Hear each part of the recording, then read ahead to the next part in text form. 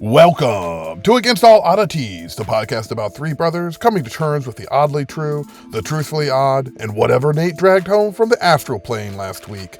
Because on this episode, Nate returned to the mountain, aka the Monroe Institute, to revisit those storied halls like a monk in an EEG headset, listening to frequencies designed to nudge his awareness just a smidge outside the factory settings. We also dig into Lifelines, Monroe's method for talking with the dead, along with bilocation, astral shenanigans, and a dash of remote viewing, because why not? So settle in, tune up your brainwaves, and maybe keep 1 foot tethered to this plane of existence, because we're headed back to the place where consciousness gets sketchy, time gets weird, and apparently the dead check their messages. This is Against All Oddities!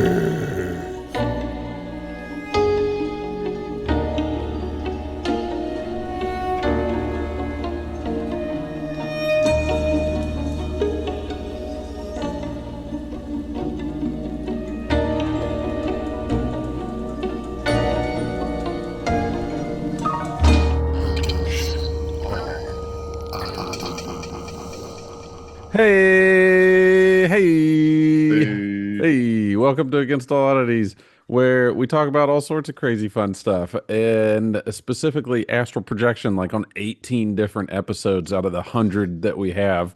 And if you're missing some episodes, just email us. We have some behind a password protected thing for esoteric reasons, but if you email wizard@dorfview.com, we'll give you the password, and you can get all our episodes in our backlog and stuff.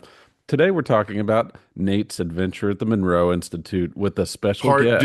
Part due. I'm youngest brother Tim. Middle brother Chris. Nate. And our special guest niece, returning, Nate's daughter, our niece, Ella. Today's her birthday. How old are you, Ella, today? 23. A consecutive 2, followed by a 3. It's going to be a very organized year for you just based on that. So that's good. Yeah. Excellent. So I feel like we'll try to burn through some updates, get Nate's history, and then we have a Mary update too, who's not here because of the update, and then we'll just get into it, and then we have a game and stuff, so it'll be fun. Yeah, updates. Tim, what have you done since our October episode that is relevant in under 10 minutes? I had a lot of stuff to talk about, but it kind of like went by the wayside. There's the biggest thing, and this is just a series of events, but a bird slammed into our window and dropped a chipmunk. We caught it on our It's the chipmunk distribution system, right? People think I'm psycho because just for background, I have stuffed 5 chipmunks. I have taxidermied 5 chipmunks. I have more than 99.999% of the population. How did you get the chipmunk bodies? So the first time around, the chipmunks, I don't think people realize how many chipmunks live where I am. They were destroying a retaining wall that would cost tens of thousands of dollars, so much that I don't have to replace. And the neighbors across the street, their retaining wall fell down, and then behind it, chipmunk highways. And so I looked over, and there's a hole in our wall, and there's a chipmunk running in and out. And I was like, well, that's a problem. So I set up a trap. I don't want to get into it in full detail, but I'm just picturing like Goya, like Tim's like the destroyer of worlds, like coming in and just it was more like apocalypse. It turned into Saturn for a while. I was like, yeah, exactly, pulling the chipmunks apart. Yeah. So anyway, I would retrieve the chipmunks from the trap with a badminton racket and go like pew and launch them into the woods. And then realized it was wasteful because I was getting so many of them. Oh, so they were dead from the trap, and then you would just and I would yeet them into the woods, and realized how wasteful it was. Now you're just a chipmunk that I used to know. They were flying. I hope they were able to see that. But anyway, I was like, very Viking. You're just I don't think you guys realize this. In 2 weeks, I got 30 chipmunks, and I did the math for a while. Sad. I was getting 2.8. Valhalla is going to be lined up chipmunks that you have to walk through. Chipmunks and wasps, yeah. It's but I was getting 2.8 CPD, which is chipmunks per day. It was too many. So anyway, I stuffed them. I gave them to Chris and Nate, and I also I I want to clarify a point of yours. Sorry to interrupt. You said you've taxidermied 5 squirrels, but how many did you Chipmunks. Sorry, chipmunks. But how many did I finished 5? How many did you start? 5. I was 5 out How of many 5. are left I in the thought there was freezer? a trial, a Frankenstein I trial. thought you had a error freezer period. full of chipmunks. I don't have a freezer future. full. I got 10 total because my initial plan. I knew the number was higher than 5. That's all I'm saying. My initial plan was to make fingerless gloves where the chipmunk heads were on each finger, and I realized that was beyond my skill level. Finger puppets.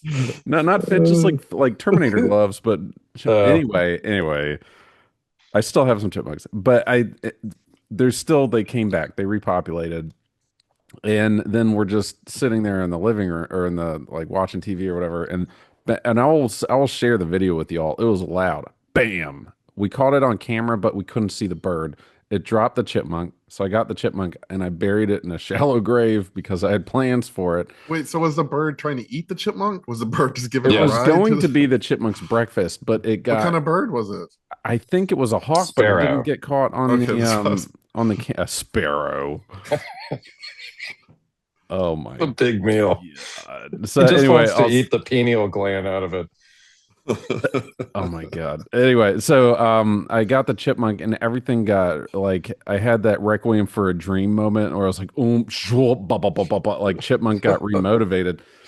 So I've invested into a DC power distribution device thing that's small, and I have probably 50 different chemicals and a lot of copper and stuff to make conductive paint. And I'm going to electroform squirrel skulls into keychains. So they're and if you don't know what... You're like Predator for chipmunks. I'll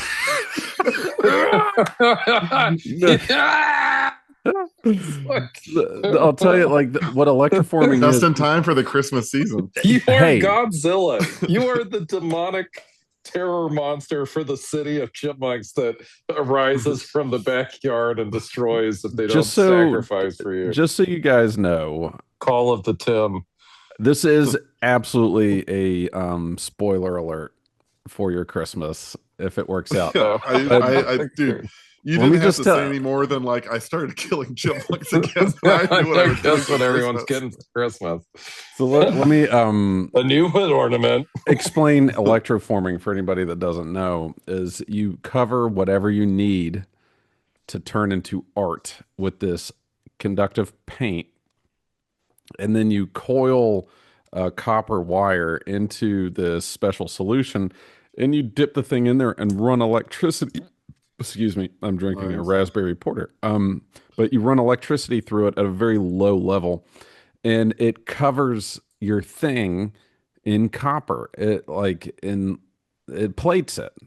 Like bronzing a shoe, but it's like the thing that you do. But the paint's so thin that it gets every detail. And what most people do with this is they'll turn leaves into jewelry because you make a copper leaf out of one in your backyard, or an acorn, or if you're a crystal person, they dip crystals into it with the paint on the back, so it turns the end to copper, so they can put a loop on it and you can wear your crystal or whatever.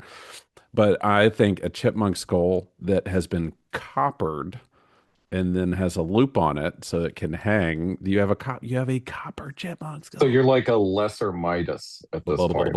Yeah, but copper Midas, which explains our family. We're gonna come to your house. Everything's copper. Okay, and the other thing, which I can't talk about it too loud yet. It's not that big of a deal, but we may or may not have this place that we go sometimes. Elise really wants to go back to, and I was like, no, it's too expensive.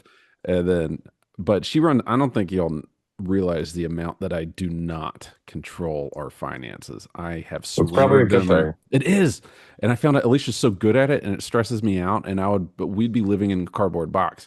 So she gets 99% of everything, and if she can figure the money out, great.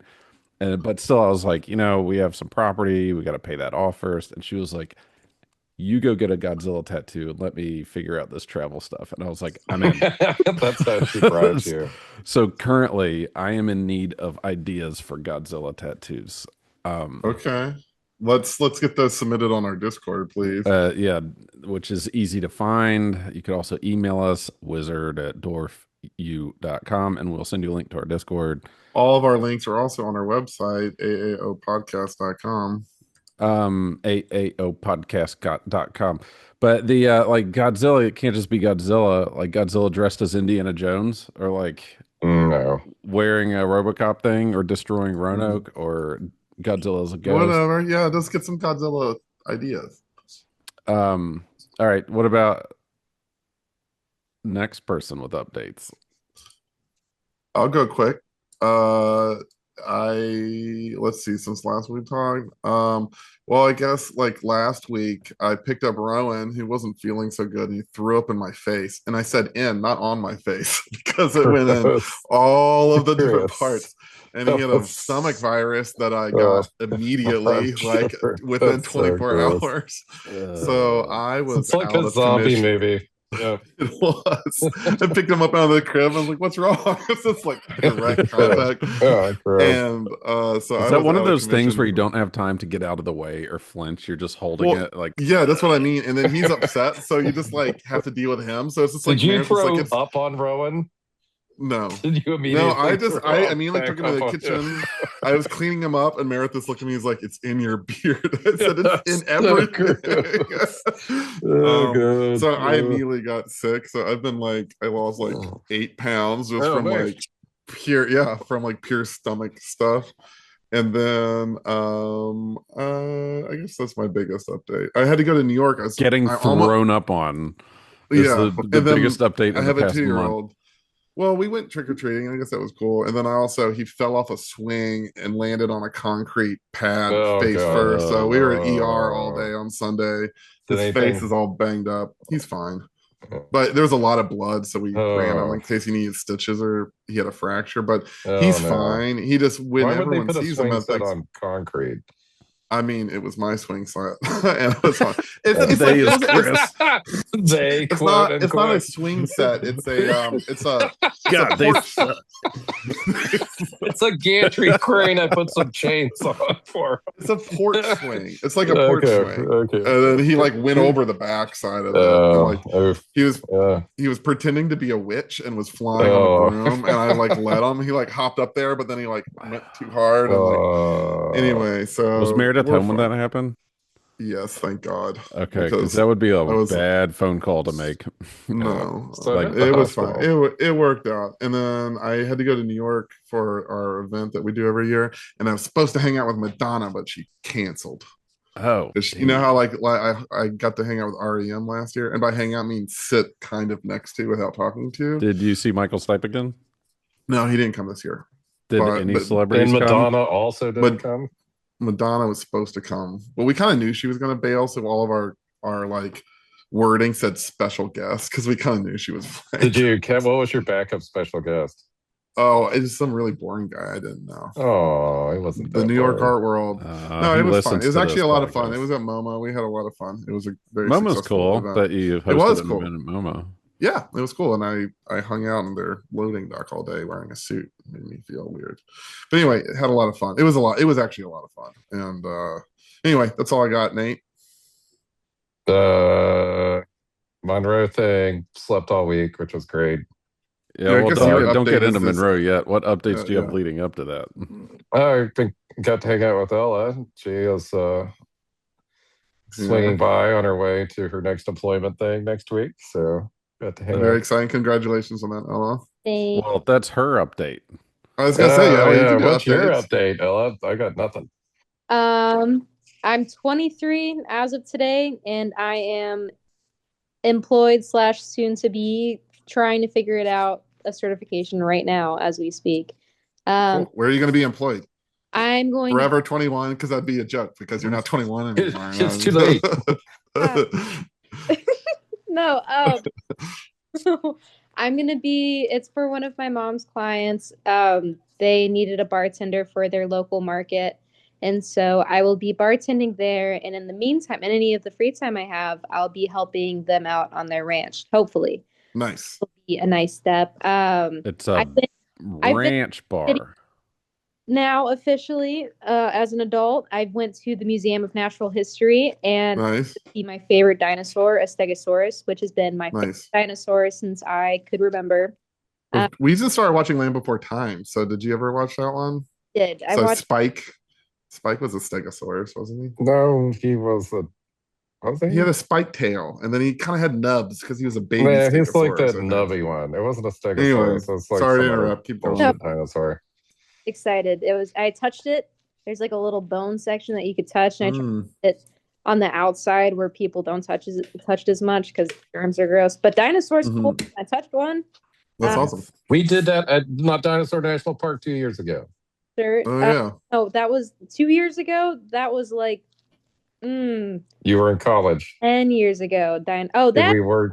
Park, yeah. Yeah, when you went in Skywalker Ranch. Skinwalker Ranch. Skywalker Ranch. Freudian slip.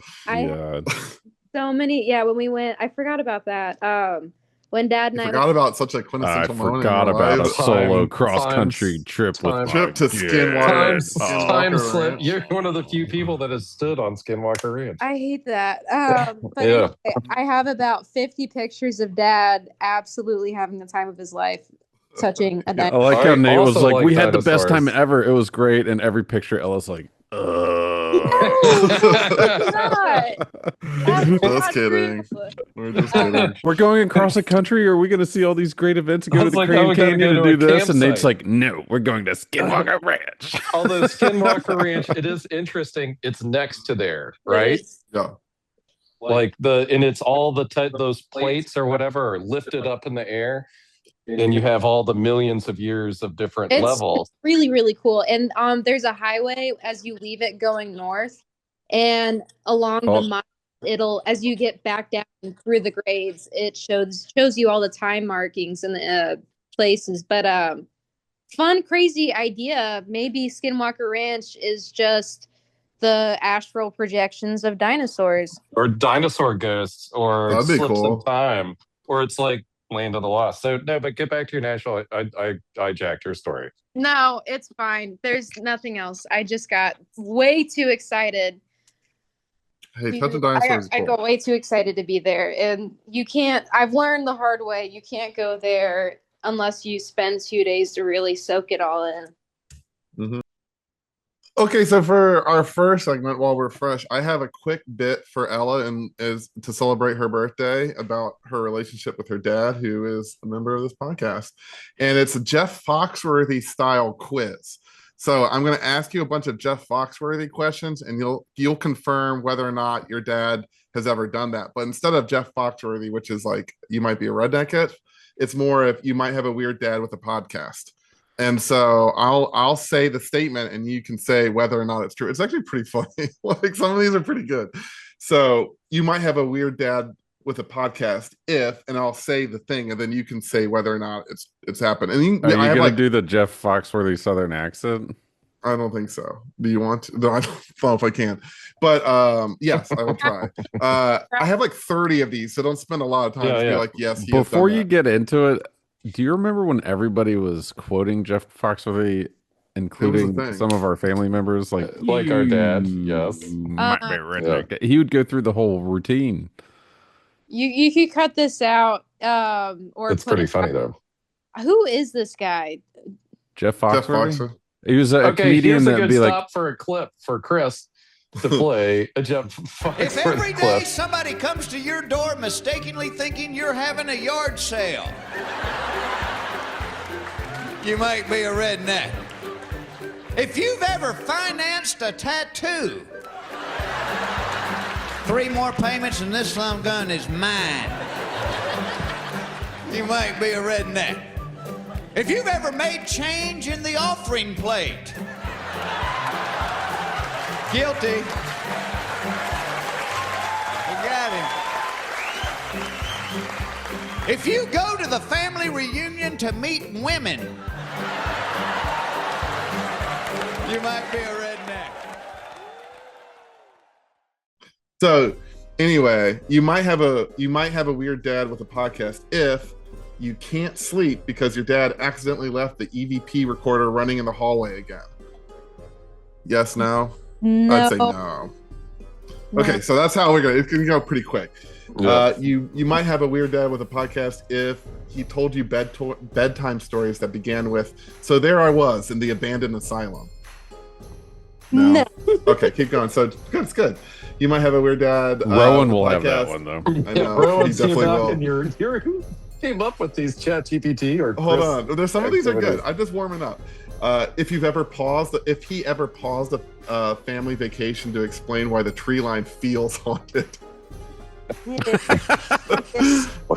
Chris. Wait, I like that one. Hold on. Let me digest that. You might have a weird dad with a podcast if he's ever paused on a vacation to say the tree line feels haunted. I feel like that's to explain. Yes.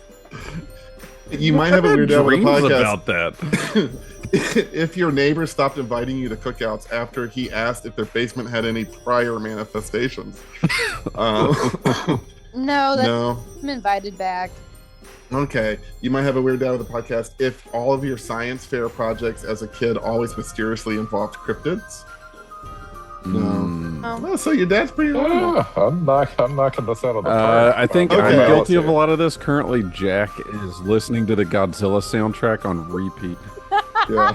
Anyway, you might have a weird dad with a podcast if the dog won't follow him into the attic anymore, and honestly, everyone respects the dog's instincts. That's probably true. Oh, I like this one. You might have a weird dad with a podcast if he refers to the attic as season 2. Not quite enough. That sounds like something they was. What's funny is you two are currently living in the most haunted house between the. Not anymore. We got rid of the buffet. That's Auntie's problem. I said that was only 45% haunted on the Facebook post. Okay, I'm going to keep going more. I'm going to stop saying you might have a weird dad with the podcast if you can insert that. He told you that the strange noises that you hear at night is just the house settling, but he also asked you to take notes for the podcast anyway. Yeah. I can see that one. Wait, can we interrupt this to say, Ella, do you remember the bald man? Dad won't let me forget that. And the angry man and the sad girl or something like that. The sad man and the angry girl. Because you were so little. You were like 3 saying, like, the bald man looks in my window at night. The angry man. It's the sad bald man and the angry girl come in. They don't want me to tell mommy and daddy about them, but they come and talk to me in my room at night. No memory. That was at the Brown House. Brown House. The Brown House, but I don't remember that. All right, I only have 24 more of these. You might have a weird dad with a podcast if your family group chat is 90% blurry photos asking, "Do you see it?" You might have a weird dad with a podcast. That's the best one. Yes, by the way. If you've ever been chased through the woods while you yelled "content gold" while running from something. Yes. I'm gonna start doing that at work. Just running away from somebody. Content gold. This is really good. Did really ChatGPT really come up with this? Yes. I mean, I will say good. I really milked it. Like, I spent a long time prompting it, and then we had a discussion. You should be proud of your prompts. That's a good T-shirt, like prompt master. Okay, this one I know is true. You might have a weird dad with a podcast if he refers to the backyard shed as the portal room and no one questions it. Well, Nate does have time traveling. I do. You have portals all over your portals backyard. Around his backyard. Also, Nate did say we need to throw this out here because this is $1 million T-shirt. Prompt master. That's all it says. With the ChatGPT logo on top. Or something that looks like it, so you don't get copyright. That would sell. That would sell so hard. Maybe you might have a weird dad with a podcast if your family can identify the smell of sage, Palo Santo, and whatever dad bird to try to summon clarity. Yes. Still summoning, not there. Yeah. You might have a weird dad with a podcast if he's ever apologized to an empty room for stepping over something wrong. Or like a cold spot. That I know has happened. Like, You're like, not cool. You might have a weird dad with the podcast if he's ever described backyard animal noises as classic interdimensional chatter. Yes. Probably. You have a lot of animals in your backyard. And interdimensional chatter. You might have a weird dad with a podcast if he's ever said, "Don't worry, kids, the shadow figure is just passing through." Yes. That I think Probably. he has said. Yeah, maybe. And the last one I have, which is, I think I peaked early. You might be a weird dad with a podcast. You might have a weird dad with a podcast if he has separate toolboxes labeled "fixing stuff," "ghost stuff," and "do not open unless you are me." He probably does have that, but it's probably not. He doesn't label shit. No. Mary labels stuff for me because your shed is messy. So I think my favorite. I like that the tree line haunted one is good. Yes, and the if he's ever paused a family vacation to explain why the tree line feels haunted. I've definitely done that. Yeah, those are good. Though anyway, I think Nate, podcast. You passed the test. Yeah, but it might not be a weird dad with a podcast. Yeah. You also have an adult child, so you have to look back a little bit. There were some paranormal stuff, but that maybe y'all experienced when Ella was younger, especially like bald man, sad girl stuff, or whatever the ghosts were in the Chesterfield house by the creek. Because there's ghosts there. Freddie No Shoulders. That's a snake. That's a snake. Right. His friends. So you felt like you were being watched, and it wasn't Freddie No Shoulders. It was Rich. It was Rich. Yeah. It was all Rich. Literally our neighbor. Yeah. It was Rich or his 13 children were watching you all the time. You know for a fact all of you were being watched at that house. Yeah. They just like the house. They definitely watched you from the other side of the woods, over the river, just like on that Rich chair with his Bud Light. If there was a thunderstorm and a lightning crash, I would not be surprised to see one of those kids in the doorway. Like, no, in my like in between the hallway and the bedroom door, like, and then it'd be gone. Like, you just see their silhouette. No one's there. It's like, that would be like if Ella came up and was like, there's I saw the sad child outside again. River, go home. Popsicles. Inside joke. Okay, so we're here to talk about the Monroe Institute because Nate just spent a whole nother week there. And it sounds silly because, we have a Monroe episode. We talked a little bit about the history of Monroe and we talked about your first experience there, but like, I have a lot of people talk to me about the Monroe Institute because you're like the only person that has ever gone there. Like, as far as most people, they don't know people that have gone there. You've gone there a lot. And this is my 4th time. That's a lot, man. That is 5 times a lot more of those than people, most people. When I was there, like half the people are like, you can't compare yourself to like Monroe people. We're talking about normal like every people. year. They don't care, and I don't really care either. I could just hang out there. But no, it's great. I'm just saying, there's actually a lot of interest in this. There's a lot of people who talk to me in text messages and who I see after, like when I'm in New York randomly, they ask me about Monroe and they ask me about transcendental meditation, and those are like apparently 2 things that we have like influenced people's opinions about the world on. Good. I wanted to get more information from you because I think it's an interesting place that not a lot of people know about. And that have not been there, and you've been there a lot. Enough that you can answer some questions we have about it. It's not well known maybe by the general public, but the people that know about like meditation or astral or remote viewing and stuff, they know about it. It is and it's kind of like their Shangri-La. Like I have a friend in Washington State. He's like, one of these days we're gonna go to Monroe together. I was like, yeah, maybe when my kid's a little older and I can, but like it's like a destination. But you've been there a lot. Ella, you're gonna go, right? She isn't because she has a job. So you got a damn job. If somebody December, this is the week of December 13th through 18th. I'm gonna move my spot for like a year from now. By the way, the Monroe is booked up for a year. Minus some of the gateways. They're trying to fit it because that's the program they've done for 40 years. Like the one Bob Monroe initially came up with, the gateway.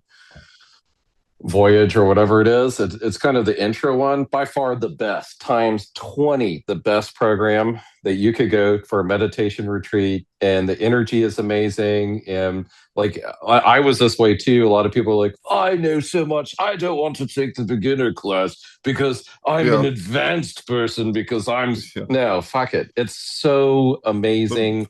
It's the best and that's one. The one that really does an introduction to the Voyager binaural beats. Yeah, it's the one, and you could go on Reddit and download all this shit or whatever. It doesn't matter, but we can. Yeah, I mean, it's cool. Like so what's like booked up for years? Because the more popular ones are booked up. So yeah, like Joe McMonagle's. I missed it. I almost got in. Like so, you can sign up and say, hey, if there's an opening, let me have it, right? And they'll send an email. List. Yeah, the wait list, and they'll send out an email, hey, a spot open, so you can open it up. But it's kind of like, you gotta watch your email or have it notified because they'll just move on. So I signed up for that. I get the emails not frequently, but I do get them sometimes. Like 3 spots opened up, but you got to be like, oh, it's next week. You got to be ready to jump on it. Just to backtrack really quick. So this is an institute in Central Virginia. It's been there since the 70s, and it is a scientific meditation focused research facility with a lot of team dedicated to exploring consciousness. It's amazing. There are a lot of amazing things have happened there. If you don't know about it, Google it. You'll figure it everywhere. out. There's a ton of programs too. Most people know about it, but you can go there and take classes. They are a week long. You live there, you eat there, you sleep there. It is not cheap. It is kind of hard to get, but Nate's saying they're booked up for years for some. So what's booked up? Kind of. And there's also, so I'll go back. They do have remote programs, so you can actually take the gateway virtually, and it's like kind of like a master class, but it's like super long. It's like 80 hours, and they walk you through each thing, and you do the meditation and listen. Or in the Monroe, of course, gets a lot of hype. So much of it's like the people, though, like that's when you're there. It is. Yes, the energy of the group. So in the place and everything. So if you have, but like to backpedal, the Monroe Institute's got the either bad rap or the cool rap or whatever. There's a CIA report based on Army intelligence, and they used to send their remote viewers from Project Stargate through the Monroe military officers, and maybe they still do it or don't. Lou Elizondo credits the intuition training he got from Monroe Institute for saving lives in Afghanistan. And a lot of it is like any mindful meditation, anything where you're tuned into yourself. If you listen to your gut feeling of maybe I shouldn't open that door, maybe I should take the right path instead of the left path, you should by the way, always follow your gut, by the way. Absolutely. Your first instinct, if something, and I find myself always in retrospect on that, like, why did I listen to I was just thinking about that the other day. Like everything, whether it's like, hey, just buy another loaf of bread or like whatever. And you're like, whatever, I don't need another loaf of bread. You go, you talk yourself out of it. You talk yourself out of your intuition. And I think through any meditation practice, it doesn't have to be this. And I listened to a podcast, I can't remember for the love of it. So there's a podcast I listened to this week, or so I was driving around or something, that they were talking about how in order, or maybe it's on Instagram in the middle of the night or something, I can't sleep, but you can't like to be open to the world of the paranormal or the unexpected or whatever, you have to be chill about it. And one thing meditation and other stuff does, like we talked about, if I saw a little alien gray peek his head around, I'd be like, oh my God, ah, and freak out. Or if somebody's mindful about it, it would be like, oh, look at that. That's kind of crazy. Hey, little gray dude, watch out for my dog that's about to come up and shake your neck and kill you, like, or whatever, right? So, it's a good thing to be calm, keep your heart rate down, whatever. All the meditation stuff's great. I actually don't think it matters what you do. If it's TM, if you count your breath, if you stare at a candle on the floor, walk in circles, it really doesn't matter. We're so connected on the phones and work and nonstop and crazy all the time. What's 15 minutes of calm do for you? A lot, right? So work's really crazy. It's getting even crazier. And I was like, I'm not going to get a break. Like, I think for maybe a year and a half or two. So, or at least a year, right? Like, there's no break in sight. And Mary is at the Monroe Institute now. And maybe I got the dates wrong. And when I saw an opening show up, I just took it on the email without really understanding the dates and assuming, because there's two facilities. There's on top of the mountain and the big facility at the bottom. Mary's on top right now. I thought I was at the other facility and I'd be there at the same time as Mary. And I thought it was last week, not this week. I thought Mary would be there last week. So anyway, timing bad on my part. It worked out well because I got to hang out with Ella on her birthday because Mary was gone this week and not last week, which I thought, because I panicked with asking Ella, are you going to be here this week? Because no one's going to be here last week. She's like, I think you have your dates wrong. I was like, ruh-roh. But you both, anyway. just to clarify that, you thought you were going to Monroe the same time as Mary, but you missed it. So you did Monroe last week, and Mary is at Monroe this week doing a different program. Mm-hmm. So you would have been on the same Let's talk about some campus. of the different programs that are offered at Monroe. You know all of them. Yes. You've done now mostly the scientific one, no? Kind of. I did Discovery, right? I just did another Discovery, by the way. This is your second Discovery. No, which was, so the last one was 3.5 years ago. They do the Mind Mirror, and it has Judith, I can't remember her last name, famous author, comes in and she runs the Mind Mirror thing, and the UVA people like the studies and stuff. And it's the longest EEG study on meditation at this point, I think. And it was the guy that created it was Bob Holdenbrook, who now left Monroe, and he has different sound therapies. He's treating concussion patients, NFL guys, football players, and Air Force people from concussions. Like, he's developed where it's he's the science guy. He's always making new sounds and stuff. So, but to explain what it is, so it's basically a meditation retreat, but this one is really focused on the science of it. So you're kind of up. Yeah. So I'll give you the quick lowdown on the program. Discovery. All of Monroe goes back to the Gateway, which was a long time ago. It's what it took Bob Monroe and everybody. All those guys, the other Bob Campbell, my big toe guy, like Campbell. All of that stuff in the 70s gelled in the 80s as the Voyage, and like the sounds that are all going around the whatever Reddit black market of the old school tapes that he used to make that you can get. That's you're basically going through at least some of the different programs.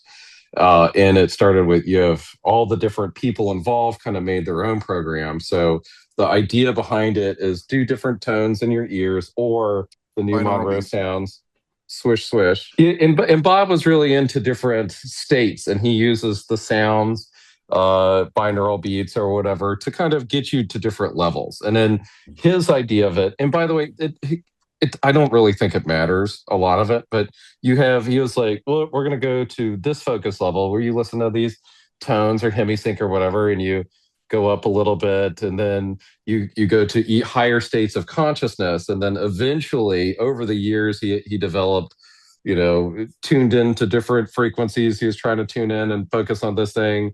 And maybe you can talk to people that are kind of in comas or recently dead or whatever, different conscious beings. And he also had different local areas he would zap to. And what he's doing is he's like meditating or having groups and groups of people meditate and describe their experiences. And that kind of like helps set the stage. And it gets weird if you listen to the telepathy tapes or anything else. Like they have the Hill, like you have the Hill where the telepathy tape kids all meet up.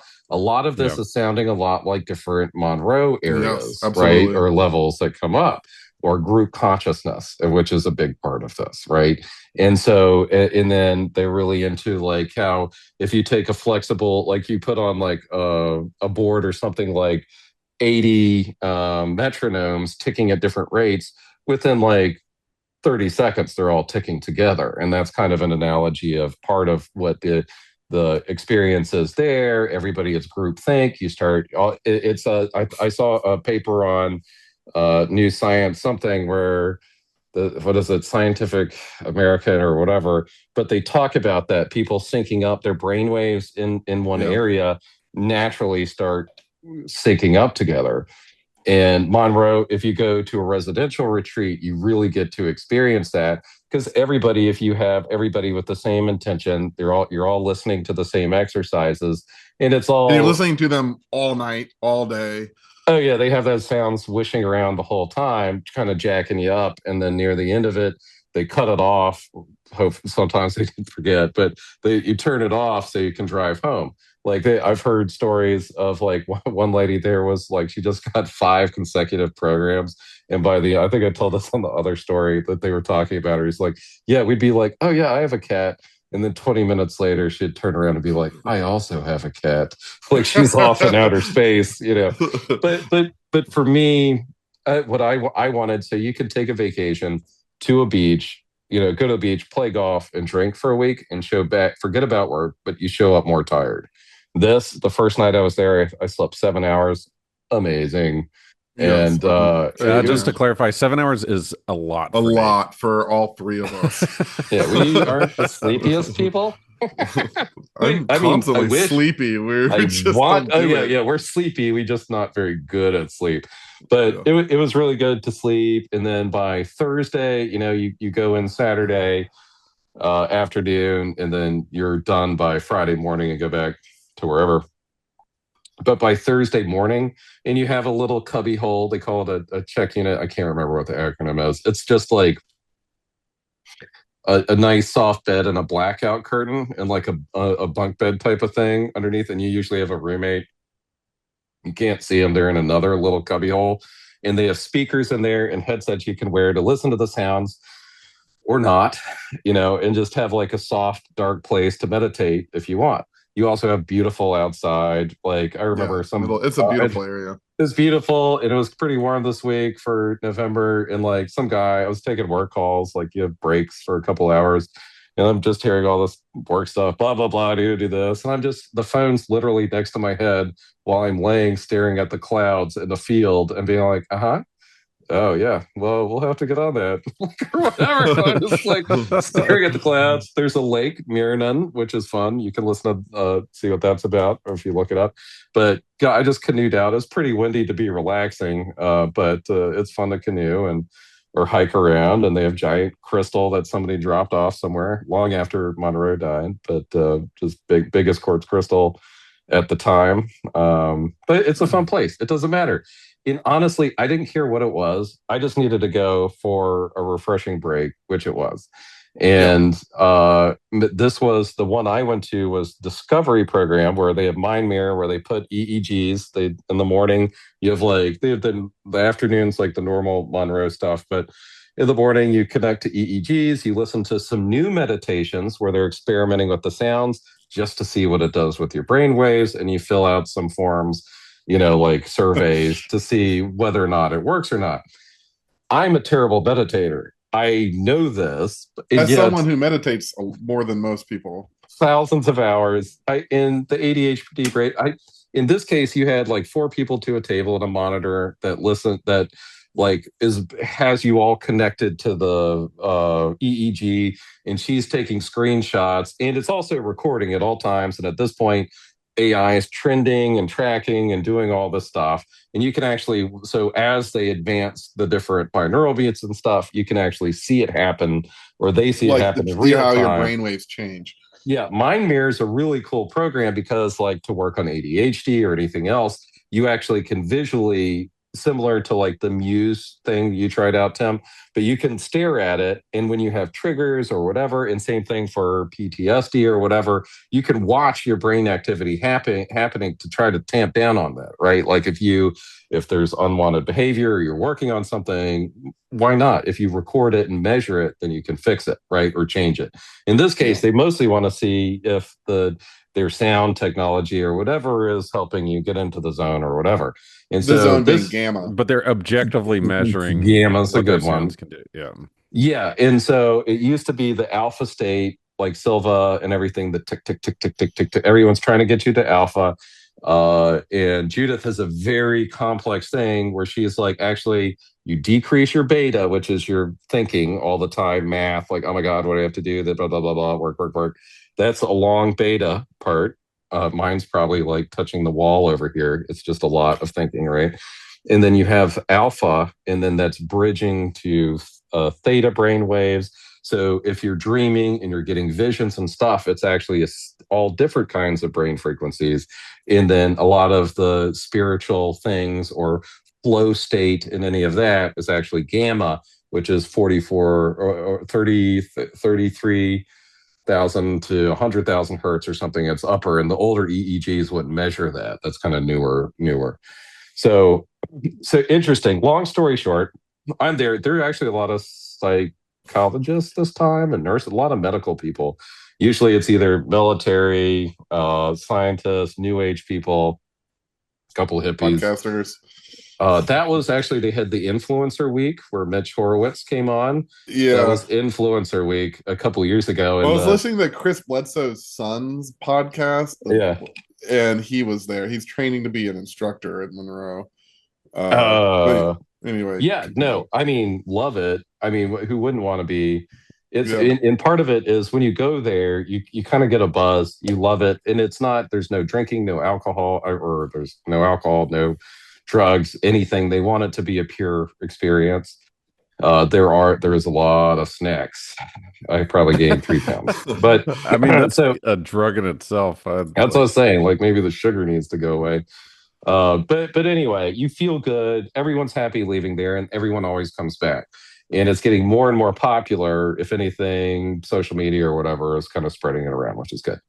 Because why not? I think it's a good thing. More people should do it. A healthy thing. And some of the Monroe stuff is a little weird. Like Mary's doing the Lifelines program, which is whatever level that you can start picking up, communicating with the dead or something. So right? That's what Mary's right now, is currently on a mountain in central Virginia doing meditations on how to talk to, and with the intention of helping dead spirits. Well, I think that's a big part. That's amazing. I love it. I want to do it. That's awesome. Barry said it's 3 days of clearing your shit first before they want you to start doing that. But what's funny is I was like, you see any dead people? She's like, they're all alive, which makes me nervous. Like the people she's seeing in her meditations. To go back to, I'll finish my last thing. And so my problem is, like, you have people come out of this. It's like, I saw I became a crystal and shot to the moon, or like I saw, my great grandmother come and comfort me, or I relive this moment. I see like a 1980s HBO station that's scrambled at all times, right? Like I don't have aphasia or anything. And half the time, if I do see a clear image of something, I'm like, oh, cool, it's gone, right? Yeah. Like it's like, oh, you get too excited or something. I'm terrible. I'm ADHD. It's like channel flipping anyway. Yeah. It's a focus, and I can't focus. And actually, the only time she's like, oh, look, here you're doing it. I was literally meditating like this. I was straining every muscle, and it actually showed up better on the thing. But I didn't really care. In the monitor, or let go of it, there's she's a physiologist and psychologist that was like my monitor. It was really cool. I liked her a lot. She who flew in to be one of the monitors on it.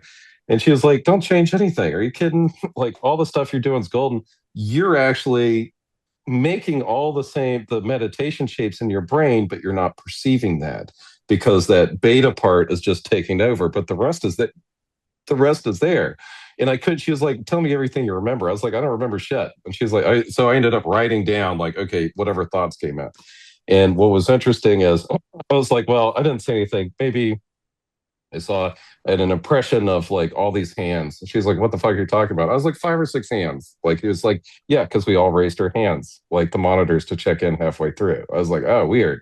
Or you're like, your eyes are closed. They're like, another one, they're like, we just want you it's a baseline. They do baseline stuff like without sounds or anything. Like, everyone envision an animal or something. I was like, I don't know. I saw a horse and like a husky, and they're like, the person next to you is a horse. I didn't talk to him, and that other person was a husky. So you're just like, psychically picking up on everything in the Wait, hold on, Nate.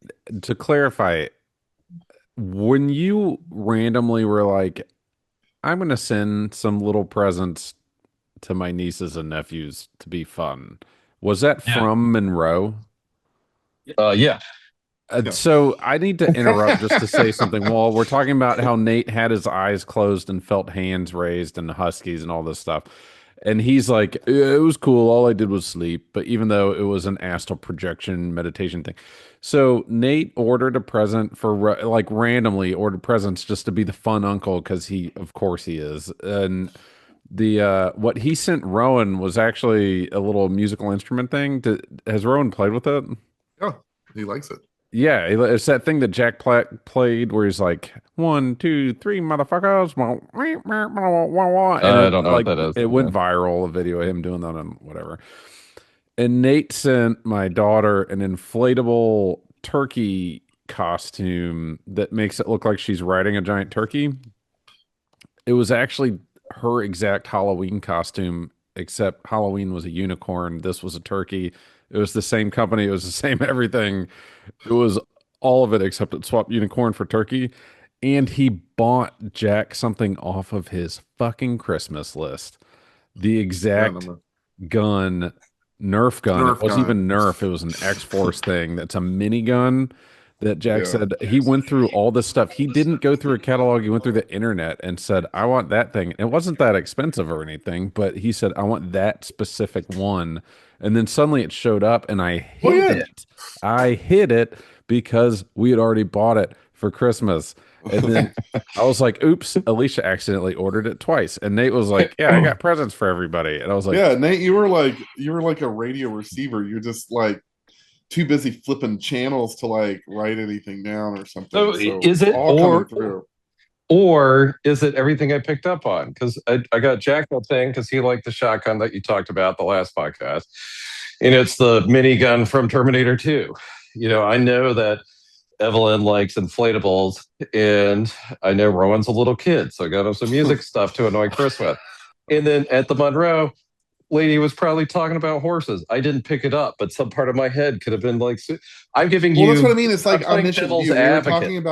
We were talking about that on the Discord too, where people are like, I think I solved the video game in my dream the other night. And it's like, yeah, because your brain is like working through material subconsciously, and but it's still you're doing physical. You still need to tune in and pick it up. You were physically acting out on things that you were completely unaware of that are related to your life. So, but I mean that's when you start trusting your instincts. You can do that more often. But that proves that it's not actually instincts; it's information that you are perceiving and picking up on. I think banking without actually paying attention to it.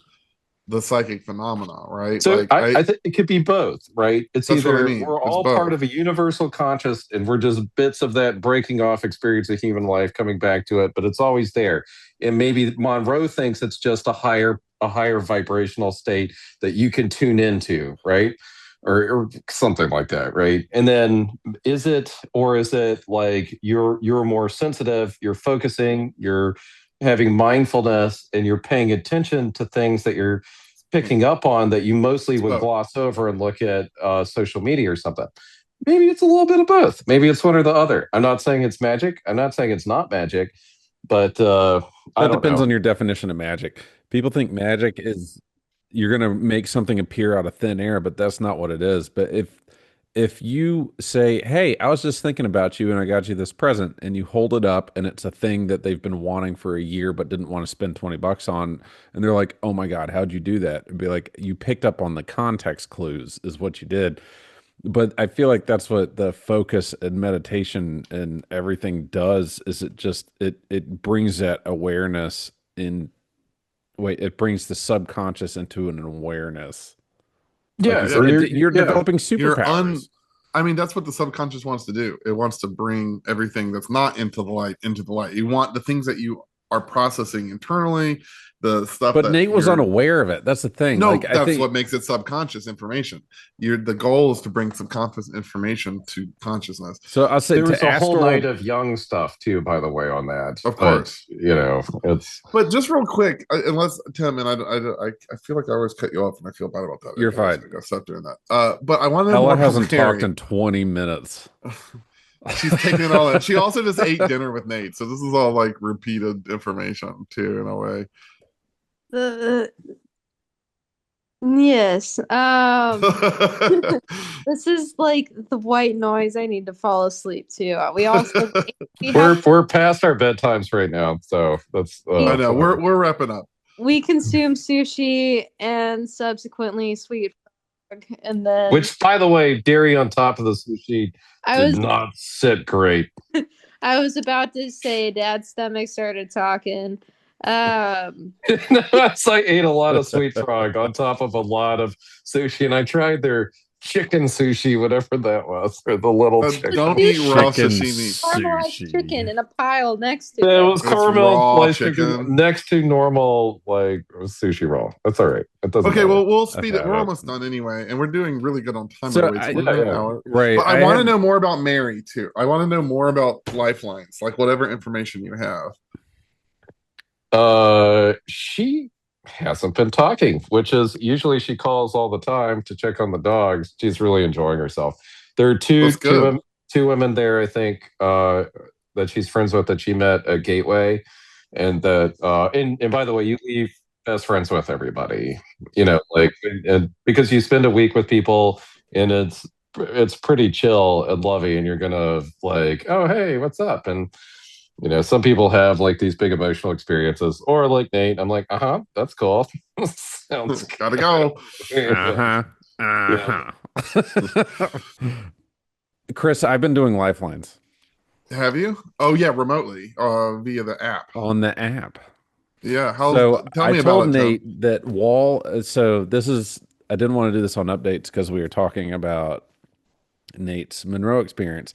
So I'll say the way Nate talks about Monroe is it's a meditation camp. It's adult sleepover camp, and everybody just has a good time and they're friends for life because they did adult camp together. But what they're doing is they're creating these crazy emotional experiences and relaxation and just like getting in touch with your consciousness. With people forget that the fact that we are conscious of our own lives is insane. It doesn't make any sense. Yeah. But there's also like abilities that can come with that, like remote viewing and astral projection and speaking to the dead, or whatever. And so there's a lot of that going on at Monroe, even though there's also a lot of that. If you want to be normal, maybe there's normal meditation stuff. Either way, just turning your brain off for 10 to 20. It's pseudoscience. Take what you will. Exactly, which is crazy. It's completely subjective, but I still feel like the Carol approach to everything is just try it. And if your life is better, then you're welcome. And if it's not, don't ever do it again. But just taking 10 to 20 minutes to turn your brain off and keep going, I have become a better person when I do it. It is hard to make it a habit. And so when Nate was at Monroe, I sent her a text message, I'm going to do the Temu version while you're doing the real stuff. And so all last week, I did a Gateway tape every day. Was it the what is it, the HemiSync app or the HemiSync app through their Monroe's app is called Monroe's app is called, by the way, that's different. Like the HemiSync app is something else. That's the family one. Monroe's kids got HemiSync, and Monroe Institute has their own app called the Expand app. So the newer stuff is on the Expand app, and then the classic stuff is on the HemiSync. So I got HemiSync, and the way it works is it's $15 a month, but sometimes you got all the old Monroe stuff. Human Plus is a great series on that too, by the way. Self hypnosis. So anyway, I have been listening on the HemiSync app, which has a lot of stuff on it. So I did Gateway, and I will be honest with you guys, when I eventually astral project or do that, but I haven't. And a lot of people, I'm jealous, I'm envious, I'm all the words that they can just do it. They can do it spontaneously. They can do it at will. And then it's not a lot of people, for the record. It is. This is also a subjective thing, and there's also what people say is by location. Because if you're truly astral projecting your consciousness out of body and stuff, and you're sitting there taking notes while you're doing it, right? You're biolocated. Yeah, what are you doing? Or that's what Joe McMoneagle would do a lot of times during the remote viewings. And he has a chamber there, which you can rent if you want it, what he designed in the 80s. If you want to, if you want to just go I down love for renting chambers. You might have a weird dad with an a hour, podcast if you rent chambers. Joe McMoneagle drove a truck down. He bought off some college a Faraday cage, covered it in copper and all this other stuff, and put a waterbed on it, and made a complete isolation chamber for himself to go sit in and meditate in remote view. And it has the speakers in it. And then Jason or whatever sound technicians on the outside will sit there and talk to you for a while and be like, all right, I'm going to tune it up to like 4 hertz. How does that feel? You want a little more? Or you tune it to your exact thing. And then you sit there and listen to it, meditate in your isolation chamber or whatever it is, for a good, like an ultra good meditation, I guess. Or, I think you get to keep it. Like, okay, here you go. Here's your MP3 or whatever of like your personalized HemiSync thing, it's not expensive. I don't think it costs that much. I should go do that. And I meant to do it while I was there, but I'm like too like chill out to care about that. Oh, sorry. So Tim, how's your app use going? What happened? All right, so I did it as much as I could, which was every day, but it wasn't twice a day. It was not TM. I have not been able to do twice a day, but at least once a day. In the Monroe stuff, what happened, and Jer from the Neatcast has admitted to this every time, and I agree with him, because he had his watch and he was getting all these biofeedback stuff and all whatever. And I did not astral project.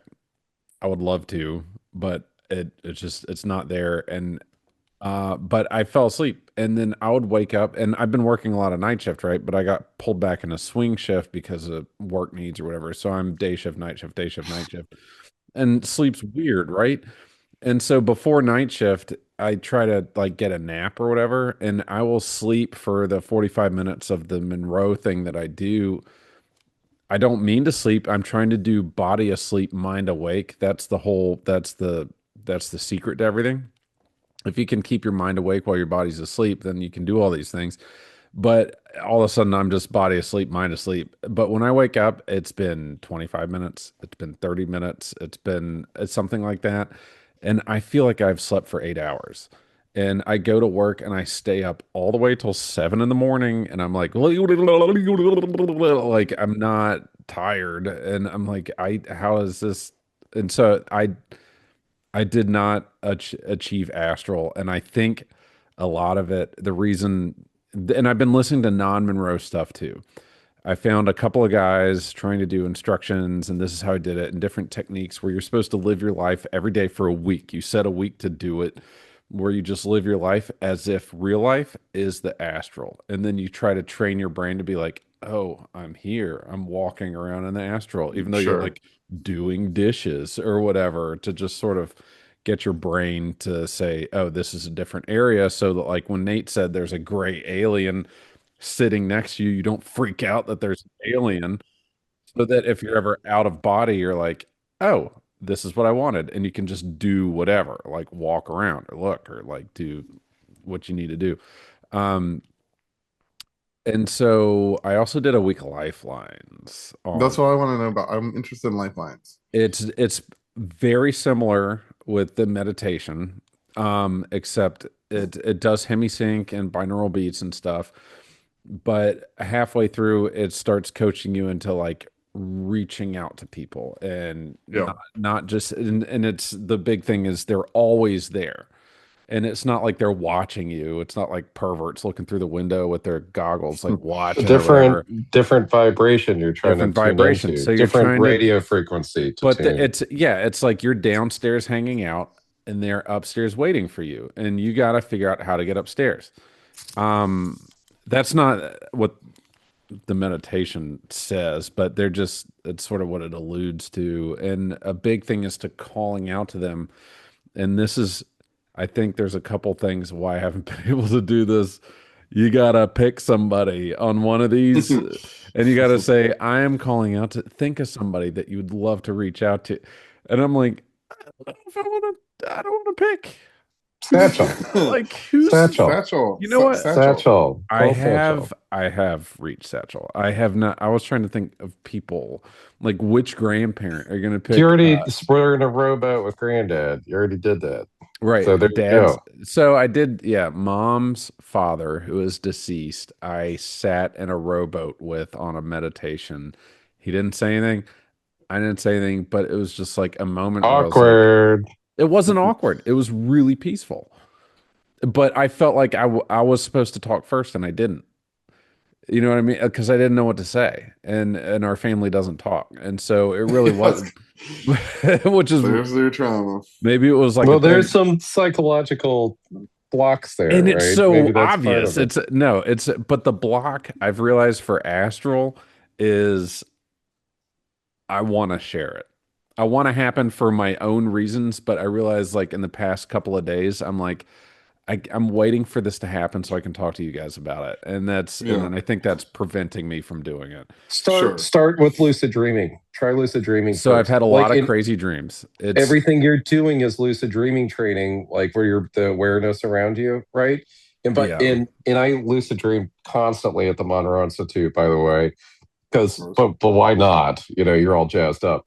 But if there's a lucid dreaming test, I fail it every single time, like right when I think, I think I'll pass whatever my own personal subconscious test is, and I'll like, oh yeah, I'm still here. All right, I was looking at my hand, ball, and a blue ball manifests in my hand or whatever, right? I'm like, oh yeah, I'm on a cool path, and then or like at the Monroe Institute, I was like, oh yeah, instead of a ball, I want light energy, like make a ball of light.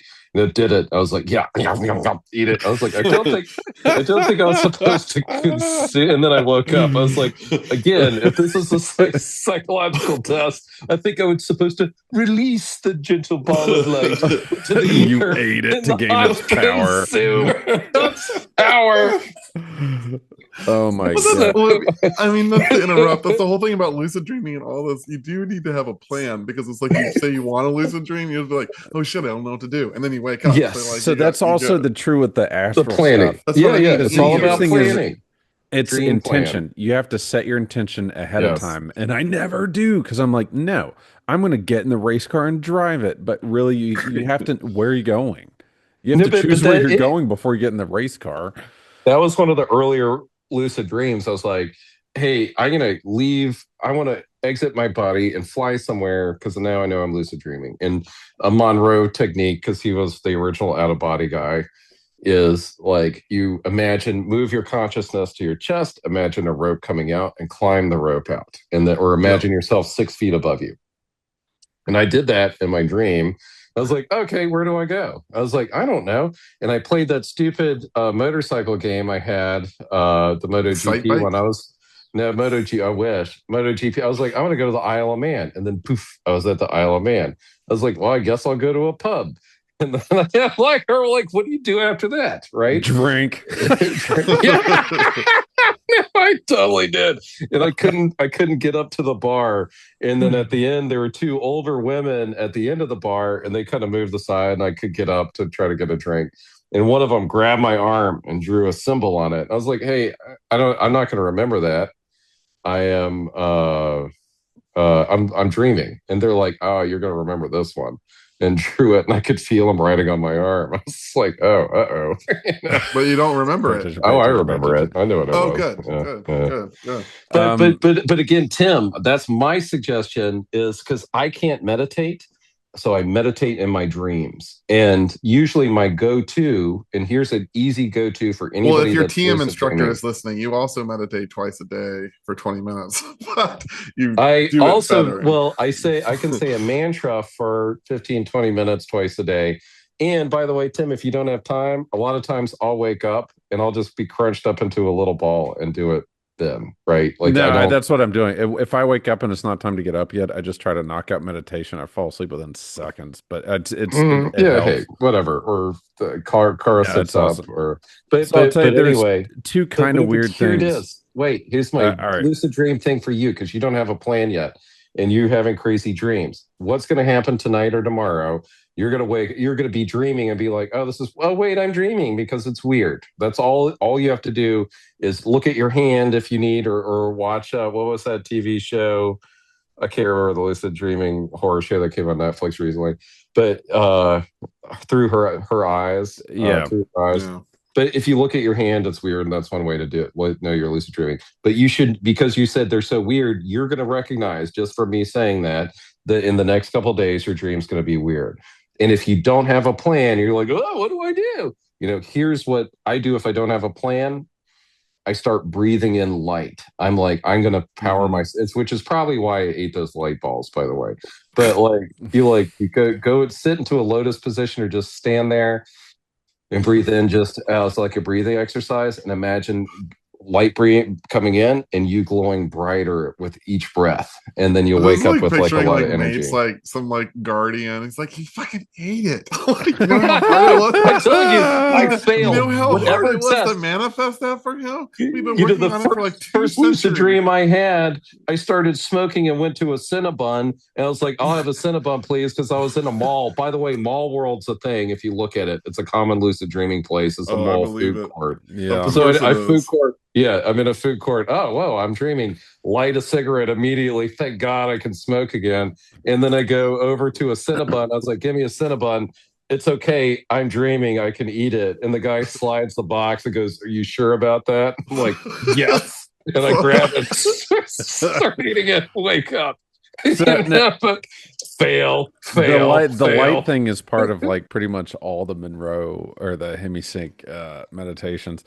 But I'll tell you two. Okay, your two takeaways, and then we're closing it. Right. So the lifelines meditation.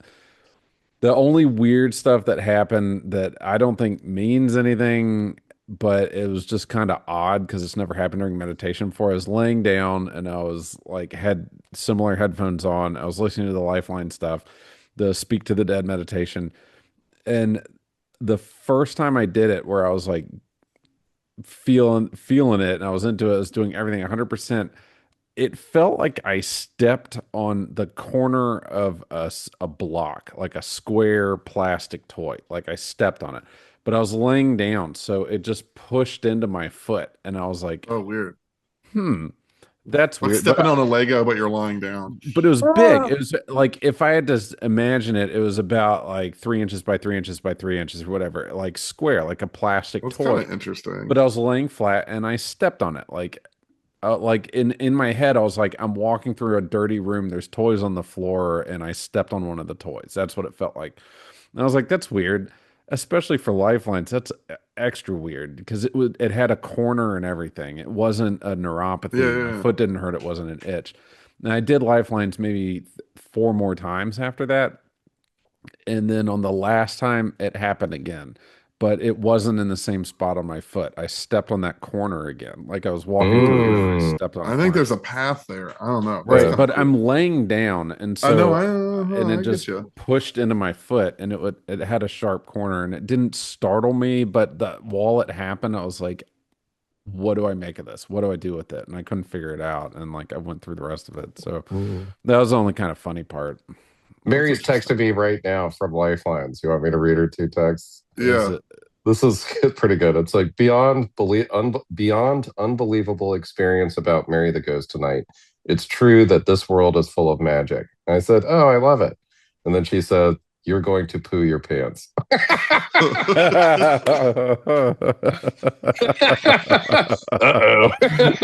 Nate, she wasn't talking about how awesome her experience was. She predicted the future. You're going to shit your pants right now. Next week.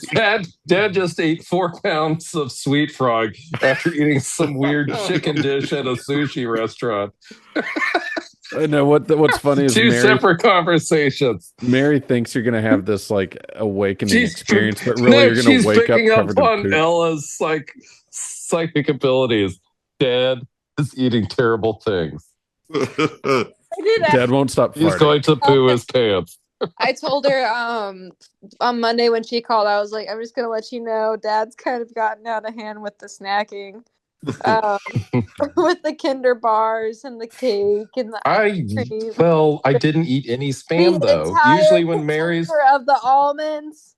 when Mary's out of town, snacks come out, man. I'm like, well, the spam, I'm not. Cholesterol wise, I'm keeping my spam in check. But nice. Okay, we should wrap it up. I think we're right. So, Tim, I need pictures of your feet next time you meditate. Take a picture of the indentation of a Lego on your foot. Please don't send me feet pics. I don't send feet pics for free, man. You got to join our Discord for that. Our Patreons were our Patreon. We're going to start that. Yes, free. Ain't Tim, no free you can see the imprint on of a Lego to Tim's foot. So hold on. Extra Legos. So podcast support, Neatcast as always. Corey hasn't put stuff out in a while. You'd better get on it. Eric Slater has always got something brewing, whether it's a podcast assemble, disassemble, or his books and everything. But we haven't been invited yet, so I'm assuming gonna do another Neatcast rant this year in December. Which I'm always worried, why haven't we been invited yet? They don't want to get, because the last rant we did was against rants. maybe they're oh, funny, but I'm working on it. I'm trying to think of a good one now. So we will be there. Also, Jer has done all these Monroe stuff. So he's not. He should come up. Wait, what's Jer doing right now? He can't go. He's doing the military. Yeah, that's right. Or Navy or something. Coast Guard. But anyway, go check those guys out. Email us wizard@dorfview.com and go to aaopodcast.com. Ask us for the password. We'll give it to you for episodes. We have YouTube channels, all that stuff. I'm going to make some chipmunk skulls, turn them into copper, like the copper Midas. So maybe we'll have some prizes soon. We still have some coins left over from the. That sounds like something you want. Let us know. I definitely want one, and I also want one of those coins that I missed. We have many of those coins. I had some. Tim had some up in the rafters, so you'll get them next week when you swing by. Yeah. And me and Chris are going hunting this Sunday, so maybe we'll come back with a copper deer or some meat or something. All right. Ella, how are you doing? What's your goodbye? What's your final thoughts? It might. Thanks for sitting in. It might be your cup of tea, but I prefer coffee. I don't want my mind read. Ghosts can leave me be. We can live in our own world. Hey, do you change your mind on that? Protect your mind from all of that? If you don't have a mantra, sing "Row, row, row your boat." Or when that ghost tried to talk to me, I just say no and turn around and say goodnight. Or picture a brick wall and focus on every element of the brick wall. Do you know what Chumbawamba is? It's a good song. No. Or just visualize the ghost as a small entity within your hands, and then just eat it up and absorb its power. Or no. If someone tries to there read can my be only mind, one. No, exit dreamland. If someone tries to read my mind, I just rickroll them. Yes, there you go. There it is. And if you see an energy ball, eat it. Eat it.